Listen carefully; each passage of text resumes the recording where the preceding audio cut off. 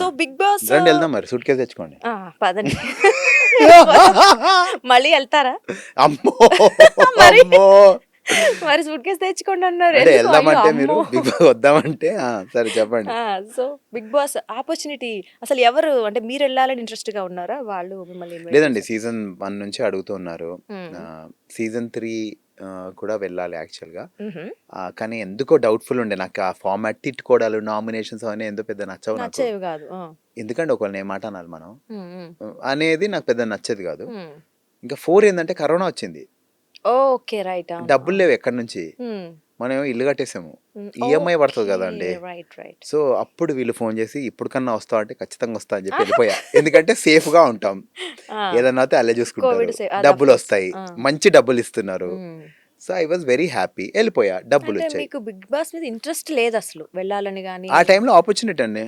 అంటే అంటే ఫేమ్ వస్తుంది కదా. ఆఫ్ కోర్స్ మీరు అన్న ఆ గొడవలు అవి పక్కన పెడితే ఫేమ్ కూడా వస్తుంది కదా. అంటే గొడవలతో వచ్చే ఫేమ్ ఎవరికి కావాలండి?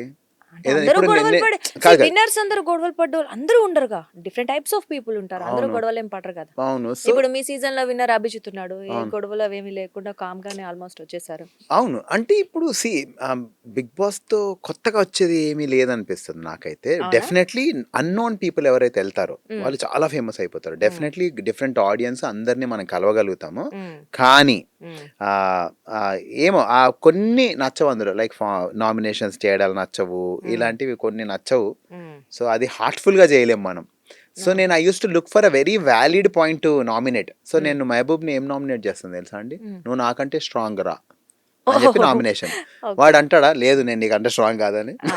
So I use to look for a very valid point. తెలివిగా చేశారని చెప్పు. తెలివిగా కాదండి, నిజంగానే టాస్క్ లో ఆ టైంలో నేను వీక్ ఉన్నా, నాకు హెల్త్ పాడైంది, మహబూబ్ వచ్చి నన్ను తోసేస్తే నేను పడిపోతా. సో నేను మహబూబ్ హౌస్ లో నుంచి వెళ్తే ఇంకో 2 నెక్స్ట్ లెవెల్స్ కి వెళ్తా. సో నువ్వు నాకంటే స్ట్రాంగ్ మహబూబ్, మరి అందుకని మీరు మధ్యలోనే వచ్చడానికి రీజన్ అదేనా? ఆ, నా హెల్త్ health ఇష్యూ అవును. I know.